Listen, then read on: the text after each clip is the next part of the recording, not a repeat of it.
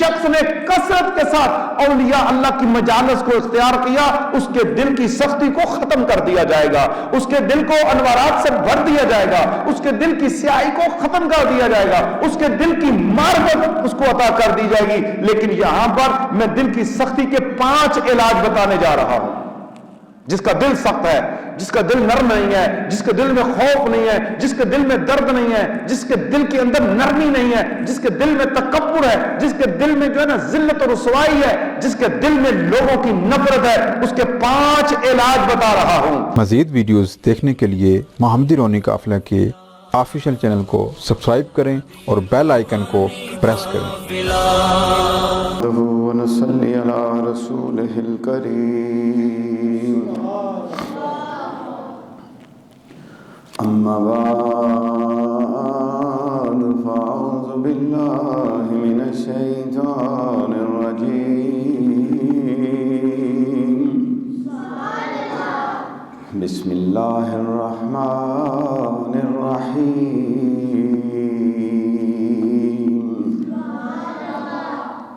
إن الذين اتقوا إذا مسهم طائفة من الشيطان تذكروا فإذا هم مبصرون صدق الله العلي العظيم وصدق رسوله النبي الكريم ونحن على ذلك من الشاهدين والشاكرين والحمد لله رب العالمين۔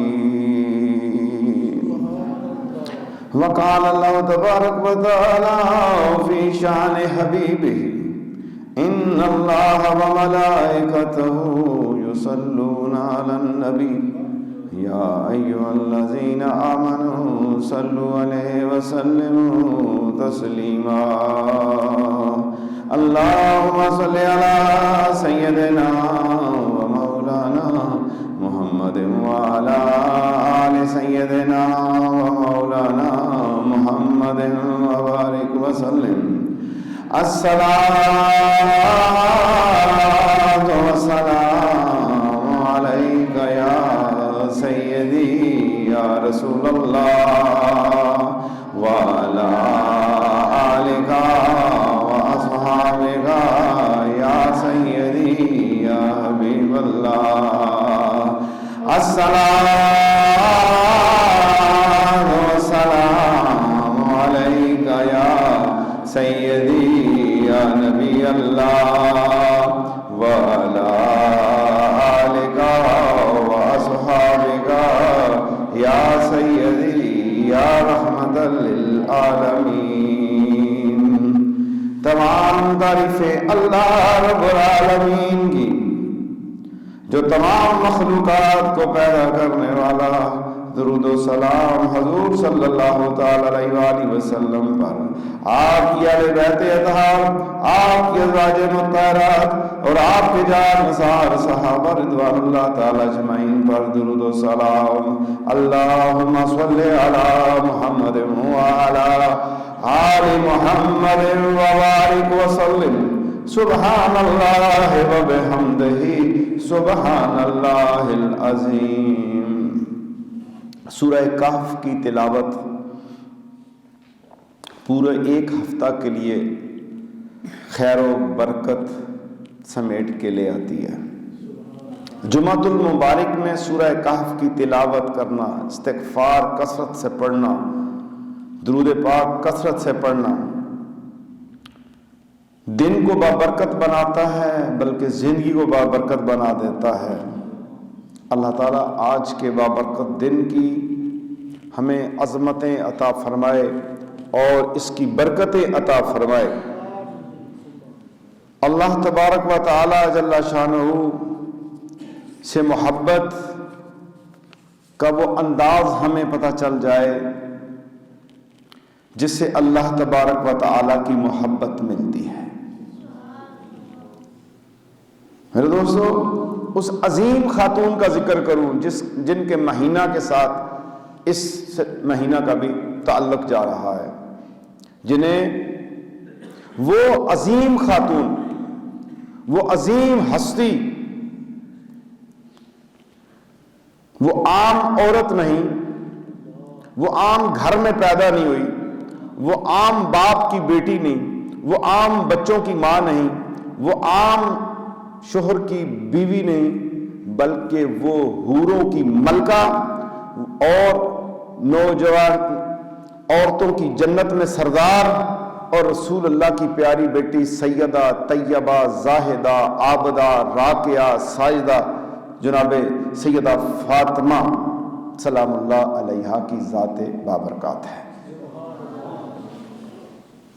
ہماری خواتین مسلم کو پاک بی بی کی سیرت پر چلنا ہے، پھر جا کے زندگی کی کامیابیاں ملے گی۔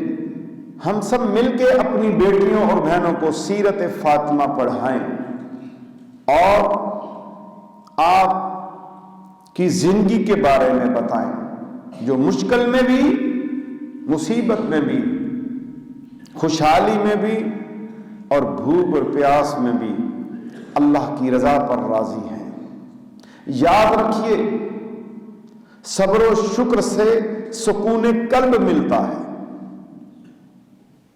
مصیبت آئے، تکلیف آئے تو اس وقت انسان صابر اور شاکر رہے۔ میرے پاک پروردگار عز و جل نے حدیث قدسی میں ارشاد فرمایا، جو میرے فیصلے پر راضی نہ ہوا اور میری آزمائش پر صبر نہ کیا اور میری نعمت پر شکر نہ کیا اور میرے دیے ہوئے پر قناعت نہ کی، تو اس کو چاہیے کہ میرے علاوہ کوئی اور رب تلاش کر لے۔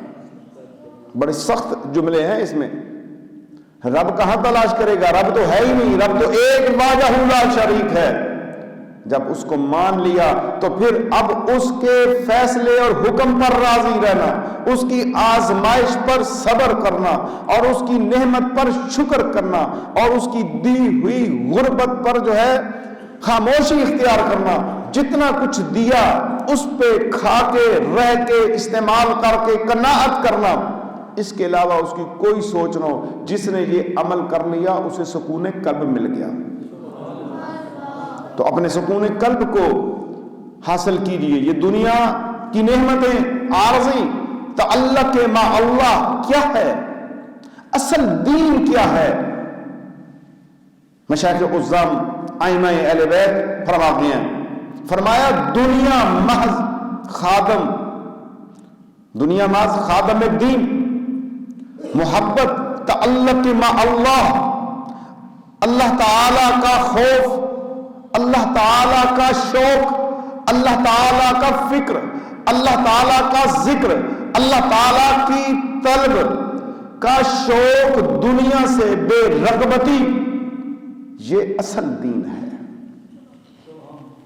دنیا سے بے رغبتی اصل دین ہے، اللہ کی طلب اصل دین ہے، خادم دین بن جانا اصل دین ہے، اہل بیت سے جڑ جانا اصل دین ہے، صحابہ کی نقل کرنا، آپ کی راہ پہ چلنا اصل دین ہے، اولیاء کے دامن سے وابستہ ہو کے قرآن و سنت پہ چل جانا اصل دین ہے۔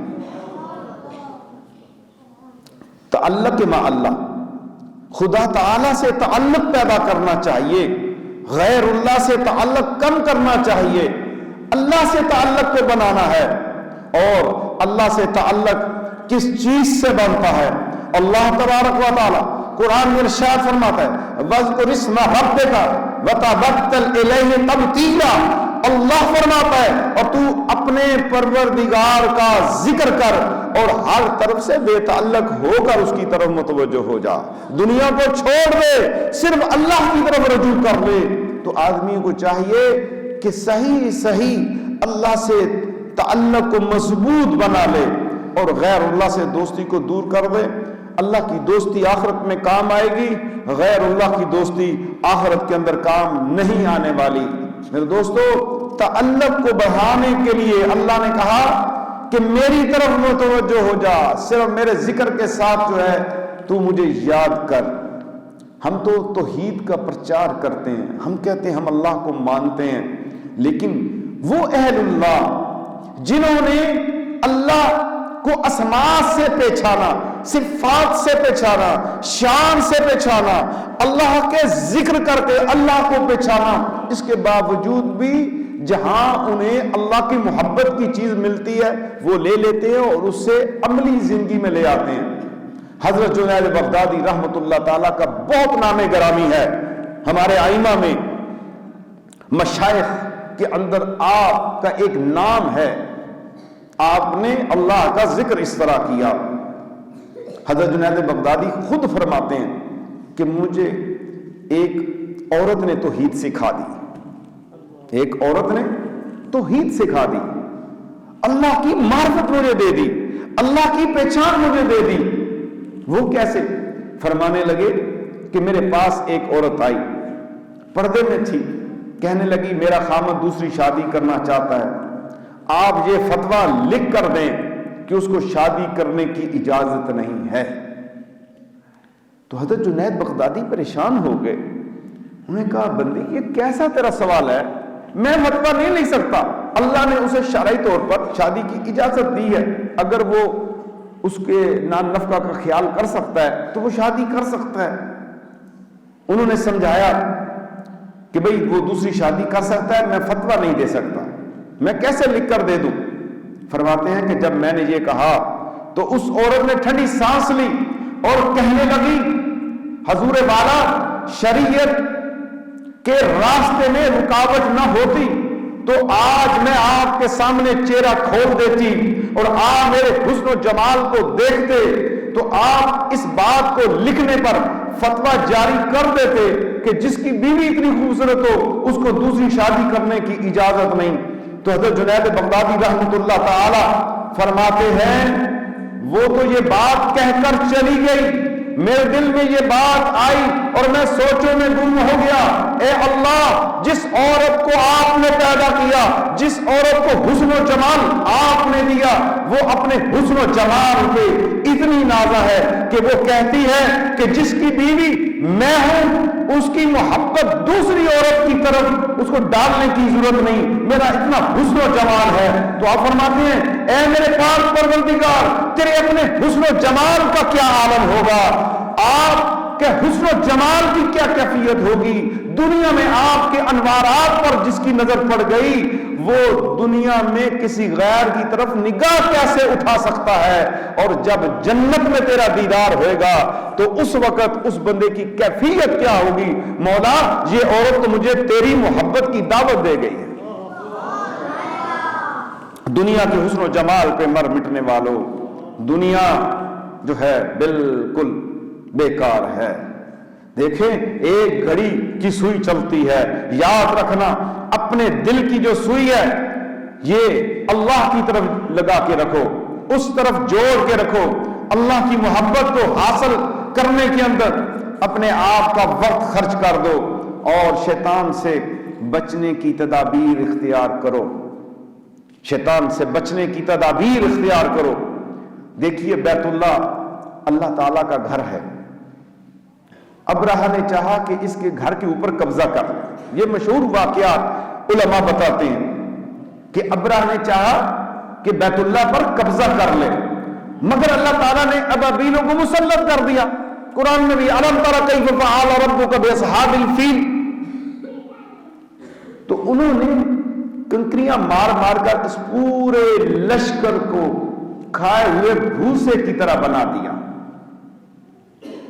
بالکل اسی طرح انسان کا دل بھی اللہ تعالیٰ کا گھر ہے، اور اگر شیطان اس کی طرف قدم بڑھانا چاہے تو پھر اب ابابیلیں نہیں آئیں گی، کنکریاں نہیں ہوگی، اب انسان کا تصرف اللہ نے اس کو دے دیا ہے کہ اب تم نے جو تمہارے دل میں ایک میں نے اپنا گھر بنایا ہے اس کی حفاظت تم نے کیا کرنی ہے، اور اس کی حفاظت ہے اللہ اللہ کا ذکر اور لا الہ الا اللہ کی ضربیں لگا کے اور پوری یکسوئی سے دل کے اوپر اللہ کا ذکر جما کے آپ شیطان کو ذکر کے تیروں کی بوچھاڑ کر کے اس کو جو ہے نا اپنے دل کو محفوظ کر سکتے ہیں۔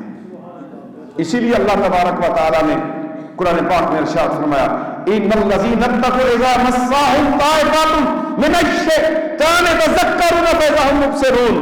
اللہ عز و جل فرماتا ہے کہ جو لوگ اور پرہیزگار ہیں جب ان پر شیطان کی جماعت حملہ آور ہوتی ہے تو وہ ذکر کرتے ہیں اور اللہ تعالیٰ کے ذکر کی وجہ سے انہیں شیطان سے اللہ پاک محفوظ فرما لیتے ہیں۔ دیکھیں یہ ایک ہمیں اتحاد مل گیا، ایک تدبیر ملی ہے قرآن سے اللہ نے دی ہے۔ پتہ چلا کہ شیاطین شکلیں بدل کر بھی حملہ کرتے ہیں، وسوسوں سے بھی حملہ کرتے ہیں، انسان نواز صورتوں میں بھی آ کے حملہ کرتے ہیں۔ تو اس وقت کیا کرنا ہے کہ تو اس وقت اللہ کا ذکر کر، اللہ کو یاد کر۔ کہتے ہیں کہ جب تیرے اوپر شہوت کا غلبہ آئے تو وہ بہت بڑا غلبہ ہے، تمہیں زنا کی وادیوں میں لے کے جا سکتا ہے، تباہی و بربادی کی طرف لے کے جا سکتا ہے، جہنم میں گرا سکتا ہے۔ اس وقت جس بندے نے اس خلوت کو نہ چھوڑا اور اللہ کے ذکر میں مشغول نہ ہوا تو وہ تباہ و برباد ہو جائے گا۔ تو اپنے آپ کو بچانا ہے۔ خدا کی محبت کس طرح ملتی ہے؟ اللہ کی محبت کو کیسے پایا جا سکتا ہے؟ خدا کی محبت اگرچہ غیر اختیاری ہے لیکن اس کے اسباب بندے کے اختیار میں ہیں۔ ایک تو وہ ہے اللہ جس کو چن لے اور اللہ اس سے محبت کرنا شروع کر دے، اور اللہ جب محبت کرے اور اس کے دل میں محبت پڑ جائے۔ اور ایک وہ بندہ جو کئی سال گناہ کرتا رہا لیکن سچی توبہ ملی، 40 سال شراب پیتا رہا، گناہ اور زنا و بدکاری کرتا رہا، اور جب پوری توجہ کے ساتھ اللہ سے معافی کی تو اللہ نے بھی اسے اپنی محبت سے نواز دیا۔ یہ جو امر غیر اختیاری ہے، انسان اللہ کی محبت کا دعویٰ بہت بڑا دعویٰ ہے، لیکن جب جس کو اللہ عطا کر دے، جس کو اللہ یہ دے دے تو پھر کون روکنے والا ہے؟ اللہ کی محبت کا حاصل کرنے کا کیا طریقہ؟ کثرت ذکر اللہ تعالیٰ کے انعامات کو، اپنے برتاؤ کو سوچنا۔ نمبر 1 اللہ کا ذکر کثرت سے کرے، اللہ کے انعاموں کو سوچے، پھر اپنے برتاؤ کو سوچے۔ اللہ جو مجھے دے رہا ہے کیا میں اس کا بدلہ دے رہا ہوں؟ میں اس کو شکر ادا کر رہا ہوں؟ تیسری چیز، کسی اہل اللہ سے تعلق رکھے، اگر بغیر تعلق اہل اللہ کے اس راہ پہ جاتا ہے تو ہلاک ہو جائے گا۔ نمبر 4 اطاعت پر مضبوطی سے قائم ہو اور اللہ تعالیٰ سے دعا کرتا رہے، آخری سانس تک اللہ سے ہدایت طلب کرنے کی دعا کرتا رہے اور استقامت کی دعا کرتا رہے۔ یہ ہے خدا کی محبت کرنے کے 4 بڑے ہی آسان سے آسان طریقے میں نے اس کے اندر بیان کر دیے۔ اگر آپ اس طرح سے اللہ کی محبت کو حاصل کرنا چاہیں گے تو یقیناً آپ کو اللہ تبارک و تعالیٰ کی محبت مل جائے گی۔ میرے دوستو، دل کی سختی کس وجہ سے ہوتی ہے؟ دل کی سختی کے 5 اسباب ہیں، یاد رکھیے گا، بنیادی 5 اسباب ہیں۔ جب دل، ایک تو ہے کافر کا دل، مشرک کا دل، وہ تو بہت بڑا سیاہ دل ہے۔ ایک وہ دل ہے جو مسلمان ہے لیکن پھر سخت ہے، وہ کیا ہے؟ وہ کوئی اسے راضی کرنے آ جائے تو وہ راضی نہیں ہوتا، سیاہ دل کی نشانی ہے۔ رشتہ دار آتے ہیں، منتیں کرتے ہیں، راضی ہو جاؤ، اللہ کے واسطے راضی ہو جاؤ، کہتا میں نے راضی نہیں ہونا۔ جس نے اللہ کے بندے سے منہ موڑ لیا، حدیث قدسی کا مفہوم ہے قیامت والے دن اللہ اس سے منہ موڑ لے گا۔ اگر تیرے دروازے پہ کوئی تجھے راضی کرنے آ گیا تو کبھی انکار نہ کرنا۔ دل کی سختی کی پہلی وجہ آئمہ نے جو بتائی ہے وہ ہے کہ تو راضی نہ ہو لوگوں سے، لوگ تیری منتیں کرتے رہیں۔ اور دوسری ہے کسی کے دکھ میں شریک نہیں ہوتا، بہن بھائیوں پہ، ہمسایوں پہ، رشتہ داروں، عزیزوں پہ، مسلمانوں پہ دکھ آتے ہیں، اسے کوئی تکلیف نہیں پہنچتی۔ اور تیسری چیز ہے لوگوں میں جدائی ڈالتا ہے، غیبت کر کے، بد زبانی کر کے، تہمتیں لگا کے، اور لوگوں میں جھوٹی باتیں پھیلا کے لوگوں میں جدائی ڈالتا ہے۔ اور چوتھی چیز ہے حلال اور حرام میں تمیز نہیں کرتا۔ اور پانچویں ہے لوگوں کو رسوا کرتا ہے۔ یہ ہے دل کی سختی کی وجہ۔ اور دل کی سختی کا علاج ڈاکٹر کے پاس نہیں، سرجن کے پاس نہیں، وہ تیرے پاس موجود ہے۔ اگر تو نے اہل اللہ کے ساتھ تعلق کو بنایا تو تیرے دل کی سختی ختم ہوگی۔ ایک مقام پہ حضرت سری سختی فرماتے ہیں کہ جس شخص نے کثرت کے ساتھ اولیاء اللہ کی مجالس کو اختیار کیا اس کے دل کی سختی کو ختم کر دیا جائے گا، اس کے دل کو انوارات سے بھر دیا جائے گا، اس کے دل کی سیاہی کو ختم کر دیا جائے گا، اس کے دل کی معرفت اس کو عطا کر دی جائے گی۔ لیکن یہاں پر میں دل کی سختی کے 5 علاج بتانے جا رہا ہوں۔ جس کا دل سخت ہے، جس کا دل نرم نہیں ہے، جس کے دل میں خوف نہیں ہے، جس کے دل میں درد نہیں ہے، جس کے دل کے اندر نرمی نہیں ہے، جس کے دل میں تکبر ہے، جس کے دل میں جو ہے نا ذلت اور رسوائی ہے، جس کے دل میں لوگوں کی نفرت ہے، اس کے 5 علاج بتا رہا ہوں۔ نمبر 1، یتیموں کے سر پر شفقت سے ہاتھ پھیرے۔ اگر وہ چاہتا ہے کہ اس کا دل نرم ہو جائے، وہ چاہتا ہے کہ اس کا دل منور ہو جائے، وہ چاہتا ہے کہ اس کے دل کو معرفت مل جائے، وہ چاہتا ہے کہ اسے توحید کی چاشنی ملے، یتیموں کے سر پر ہاتھ پھیرے۔ نمبر 2، غریبوں کو کھانا کھلائے۔ نمبر 3، مسکین اور غریبوں کے ساتھ زمین پر بیٹھے ان کی صحبت اختیار کرے۔ نمبر 4، تکبر سے اجتناب کرے۔ نمبر 5، عاجزی اختیار کرے۔ یہ 5 چیزیں ہیں دل کی سختی کو ختم کرنے کے لیے، دل کی سختی کا علاج۔ آقا نبی کریم صلی اللہ علیہ وسلم نے ارشاد فرما دیا، ایک شخص نے رسول اللہ صلی اللہ علیہ وسلم کی خدمت میں عرض کی، میرا دل بڑا سخت ہے، میرا دل نرم کر دیجئے۔ آپ صلی اللہ علیہ وسلم نے فرمایا، یتیموں کے سروں پر شفقت کے ساتھ ہاتھ پھیرا کرو اور مسکینوں کو کھانا کھلایا کرو، تمہارا دل نرم ہو جائے گا۔ مشکات شریف کی حدیث میں نے آپ کے سامنے بیان کی ہے۔ دل کی نرمی جو ہے اور معاف کر دیا کریں۔ میں آپ کو ایک مختصر سی بات بتاتا ہوں، بخشش کا عجب بہانہ ہے۔ اللہ تعالیٰ تو بندے کو معاف کرنے کے بہانے تلاش کرتا ہے۔ ایک آدمی کے بارے میں لکھا ہے کہ اس کی بیوی، ایک حقائق میں نے پڑھی تھی، اس کی بیوی بڑی بے عقل تھی، عقل نہیں تھی، غلطیاں کرتی تھی، اور کبھی ایک برتن توڑ دیتی، کبھی دوسری توڑتی، گھر کا نقصان کرتی، بات کرنے کی اسے تمیز نہیں تھی، اکھڑ پن تھا اس کے اندر۔ اس مرد کو غصہ تو بڑا آتا ہے، اور یقیناً جس کی بیوی بے وقوف ہو مرد کو غصہ بہت آتا ہے۔ اگر مرد بے وقوف ہو تو عورت کو بھی آتا ہے، ایسی بات نہیں ہے۔ تو اس آدمی کو بہت برا لگتا تھا، لیکن سوچتا کہ اگر میں نے اسے طلاق دے دی تو یہ بیچاری کدھر جائے گی، یہ جوان عورت ہے، بے عقل ہے، یہ تو بہت برباد ہو جائے گی، پھر کون اسے اپنے گھر میں لے کے جائے گا، چلو اس کی زندگی جو ہے اچھی گزر جائے اور میں اس کو معاف کرتا ہوں، یہ سمجھتے ہوئے کہ یہ اللہ کی بندی ہے، جس اللہ نے مجھے پیدا کیا یہ بھی اسی کی بندی، میرا رب بھی وہ جس نے اس کو پیدا کیا، میرا رب بھی وہ جس نے مجھے عقل سلیم دی، اسے کم عقل دے دی، اب اس کی سمجھ ہی نہیں ہے، یہ جو ہے جیلوں والے کام کر دیا ہے۔ اے اللہ میں تجھے گواہ بنا کے کہتا ہوں یہ تیری بندی ہے، میں اس کے عیبوں پہ نظر نہیں دوڑاتا، اور جب بھی اس سے کوئی غلطی ہو اسے کوئی کھانے پینے کی چیز بھی وہ دیا کرے۔ اسی حال میں زندگی گزر گئی، بڑھاپا آ گیا، وفات ہو گئی۔ مرنے کے بعد کسی نے خواب میں دیکھا اور پوچھا، سنائیے حضور آپ کا معاملہ کیسا ہوا؟ کہنے لگا، میں اللہ رب العزت کے حضور پیش کیا گیا، اللہ رب العزت نے فرمایا، میرے بندے تو اپنی بیوی کو میری بندی سمجھ کر معاف کیا، جا آج میں نے تجھے اپنا بندہ سمجھ کے معاف کر دیا ہے، تیرے سارے گناہوں کو نیکیوں میں بدل دیا ہے اور تجھے جنت میں اعلیٰ مقام دے دیا ہے۔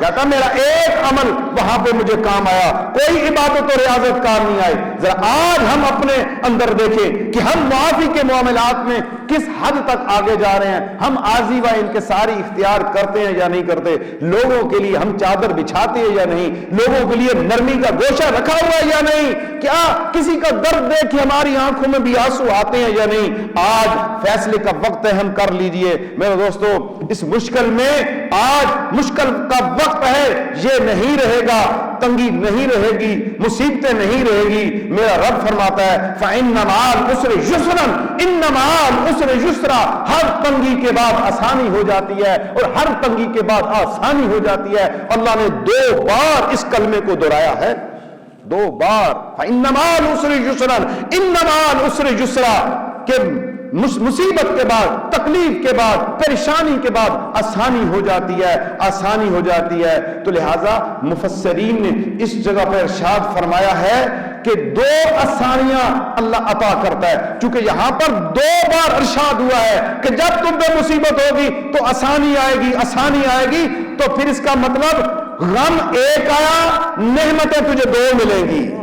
کبھی بھی تو ہے اللہ پہ ناراض نہیں ہونا، اللہ پہ گلہ اور شکوہ نہیں کرنا، جستجو اللہ کی طرف رکھ، طلب اپنی اللہ کی طرف رکھ، اپنا ذکر اللہ کے ساتھ جوڑ کے رکھ، اور اپنی کیفیات اللہ کے ساتھ جوڑ کے رکھ۔ جب تو ایسا کرنے پہ کامیاب ہو جائے گا تو پھر کیا ہوگا، یہ چیزیں ختم ہو جائیں گی۔ اللہ والے تو ایسی پریشانی کے حال میں، پریشانی کے حال میں کس طرح وہ کہتے ہیں اللہ سے میں نے شیخ عبد القادر جیلانی رضی اللہ تعالیٰ کے فرمودات پڑھے، اس کا ایک مفہوم تھا کہ اے اللہ تیرا غم مجھ کو عزیز ہے، اے اللہ تیری طرف سے آیا ہوا غم، مصیبت، تکلیف، بیماری، پریشانی مجھ کو عزیز ہے، اس لیے کہ وہ تو نے بھیجی ہے، وہ تیری طرف سے آئی ہے، اس لیے مجھے عزیز ہے۔ ہم اچھی اچھی چیزوں کو پسند کریں اور دوسری چیزوں کو نہیں۔ بیماری بھی میرے مولا کی طرف سے، غم بھی میرے مولا کی طرف سے، نعمتیں بھی میرے مولا کی طرف سے۔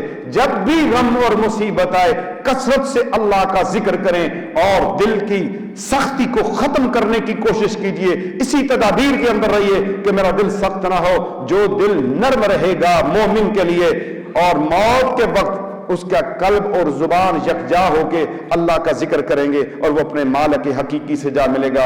آئیے ہم مسلمانوں کے لیے آسانیوں کو پیدا کریں۔ اے اللہ ہمیں قرآن و سنت پہ عمل کرنے کی توفیق عطا فرما، آمین بجاہ نبی الکریم صلی اللہ تعالی علیہ وآلہ وسلم۔